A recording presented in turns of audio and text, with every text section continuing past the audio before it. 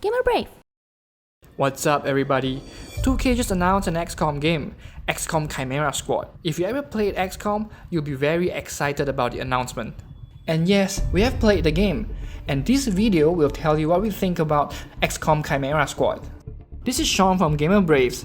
If you are new to our YouTube channel, here's a quick rundown of what we do. We write and review a lot of games, gaming gadgets back at our web portal, GamerBraves.com. Now, we'll be working more video reviews on our YouTube channel. Xcom Chimera Squad takes place after Xcom 2, where humans won the war against alien invaders. The Elders fled the Earth, leaving their subordinates behind, so humans need to figure out how to coexist with the aliens. In the game, we will be managing Chimera Squad under Xcom Reclamation Agency and saving CT-31 from multiple threats. First off, unlike the usual Xcom series where soldiers are mostly random generated, in Xcom Chimera Squad however, every agent is unique. There are a total of 11 agents, including the first 4 you will be getting, and throughout the game, you get to recruit 4 more agents. All agents have their own background stories, voiceovers, and of course their very own unique set of abilities. Just a quick note here, agents are permanent once recruited, so be very careful who you want to be on your team. Agents can be promoted 5 times, and like usual, promotions will unlock more abilities to learn, and in Xcom Chimera Squad, it also unlocks more trainings. Managing the Unrest in CT-31 is your top priority. There will be an anarchy level. Once the full bar is filled, you will lose the game. The Unrest bar will increase when one of the districts has a mission but is left unchecked. Most of the time, there will be more than one optional missions for us to take on, and we have no choice but to skip the other. Once the Unrest bar reaches level 5, and if left unchecked, it will increase the anarchy level.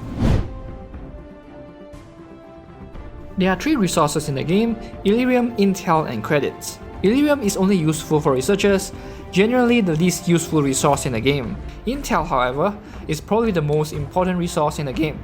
You'll be spending Intel on hiring and upgrading the field team, and also spending Intel on the scavenger market that occasionally provides better goods.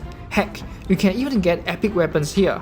As for credits, you'll be only spending them on supply, like getting upgrades and utility items.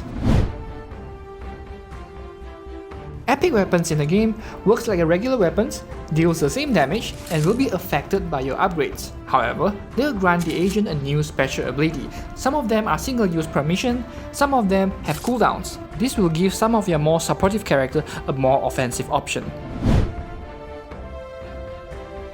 Here comes the best part. Every mission will have 1 to 3 encounters, and each encounter will have a breach point. This is where it gets tricky. Different breach points will have buffs or debuffs, also having different number of enemies guarding. If it's raid, it means that there are more aggressive enemies guarding the breach point. Special breach points are only accessible by certain agents or with breaching items. By selecting which agent to breach in first, which will also affect the timeline during the combat for the encounter. Xcom Chimera Squad features an interleave timeline, with agents and enemies taking turns alternately. This actually adds more depth into the gameplay, where we need to consider, do we have enough firepower to kill the guy who moved after, or we focus fire on the next one.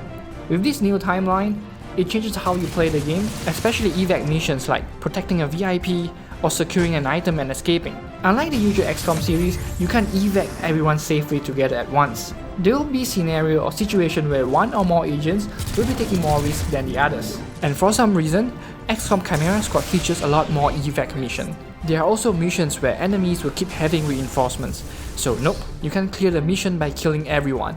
Using utility items here is key on clearing the missions. These items will not consume an action point, such as throwing grenades or using medikits. Some utility items have special effect, like teleporting or even granting an ally action points instantly.